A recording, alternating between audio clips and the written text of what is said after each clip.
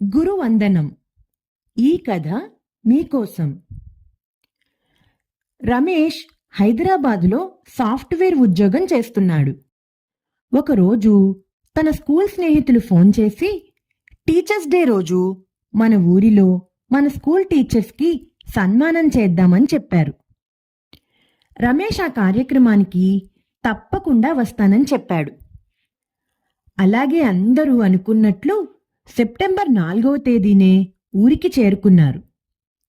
హడావిడిగా అన్ని పనులు చేశారు.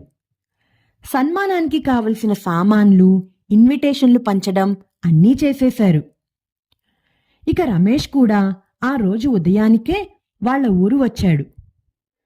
స్నేహితులంతా సాయంత్రం పనులన్నీ ముగించుకుని స్కూల్ తోటలో కూర్చుని మాట్లాడుకుంటున్నారు. టీచర్స్ అందరూ వస్తున్నారా అని అడిగాడు రమేష్. అందరూ వస్తున్నారు, కానీ నారాయణం మాస్టర్ రావటం లేదని చెప్పాడు రమేష్ స్నేహితుడు.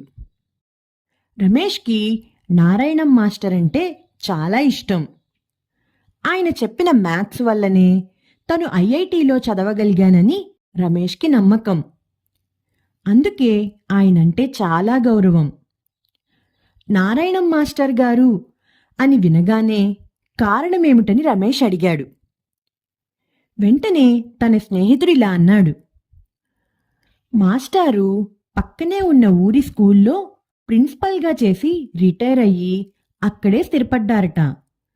తర్వాత కొన్నాళ్లకి ఏదో వ్యాధి వలన ఆయన కాళ్ళు నడవలేని స్థితిలోకి వచ్చాయట. పాపం ఆయన మంచం మీద నుండి కదలలేర్రా, నేను చూసి వచ్చాను అని అన్నాడు. ఇది వినగానే రమేష్కి చాలా బాధ అనిపించింది. సరే, రేపెళ్ళి మాస్టార్ని చూసొస్తాను అని తన స్నేహితులతో చెప్పాడు రమేష్. మర్నాడు సెప్టెంబర్ 5వ తేదీన పూర్వ విద్యార్థులందరూ వారి వారి కుటుంబ సభ్యులతో స్కూల్కి వచ్చారు. అక్కడంతా ఒక పండగ వాతావరణం నెలకొంది. రావాల్సిన టీచర్సు, గెస్ట్లు అందరూ వచ్చారు. కానీ రమేష్ మాత్రం లేడక్కడ. అందరూ రమేష్ కోసం ఎదురు చూస్తూ ఉన్నారు. కాసేపటికి ఒక కారు ఆ స్కూల్ లోపలికి వచ్చి ఆగింది.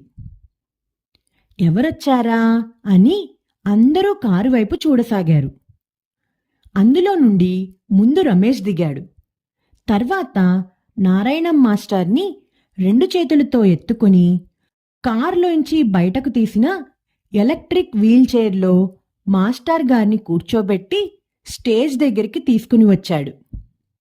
అందరూ నారాయణం మాస్టర్ గారిని చూడగానే లేచి నిలబడి కరతాళ ధ్వనులతో ఆహ్వానించారు. ఆ మాస్టర్ అంటే అందరికీ అంత ఇష్టం. తన పిల్లలకి ఆయన మ్యాథ్స్ ఒక్కటే కాకుండా జీవితంలో ఎట్లా జీవించాలి అని కూడా నేర్పేవారు. ఆయన చేసిన మంచి పనులు ఎన్నో ఉన్నాయి. అందుకే ఆయన ఆ పిల్లల గుండెల్లో ఉండిపోయారు. మాస్టర్ గారికి ఈ పిల్లల్ని చూడగానే ఆయన కళ్ళు చెమర్చాయి. మాస్టర్ గారిని స్టేజ్ మీదకి తీసుకువెళ్ళాడు రమేష్. అందరూ నారాయణం మాస్టర్ గారికి గురువందనం చేశారు.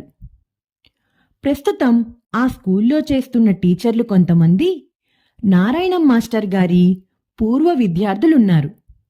వారు కూడా మాస్టర్ గారికి వందనం చేశారు. రమేష్ చేసిన ఈ పనికి అందరూ మెచ్చుకున్నారు అతన్ని. వెంటనే రమేష్ మైక్ తీసుకుని, ఈ ఘనత నాది కాదు.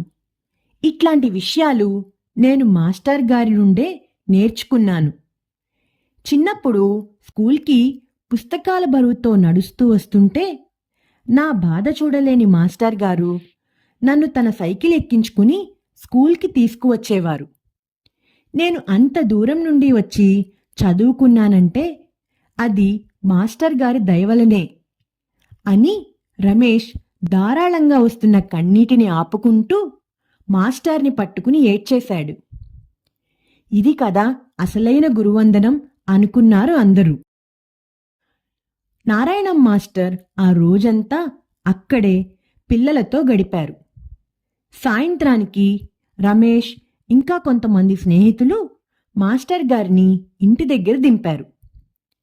తిరిగి వస్తూ రమేష్ మాస్టర్ గారితో, సార్, నేను మీ బిడ్డలాంటి వాడిని, కాబట్టి ఎటువంటి అవసరం ఉన్నా నన్ను మర్చిపోకండి, మీరు పిలవగానే నేను వస్తాను అని చెప్పి గురువుకి వందనం చేసి అందరూ సంతోషంగా ఊర్లకి బయలుదేరారు. ఈ కథ మీకోసంలో ఈ కథ మీకు నచ్చిందా పిల్లలు? నచ్చినట్లయితే లైక్ చేయండి, షేర్ చేయండి, కామెంట్ చేయండి, ఇంకా సబ్స్క్రైబ్ కూడా చేసుకోండి. గంట కొట్టని వాళ్ళు కూడా గంట కూడా కొట్టండి.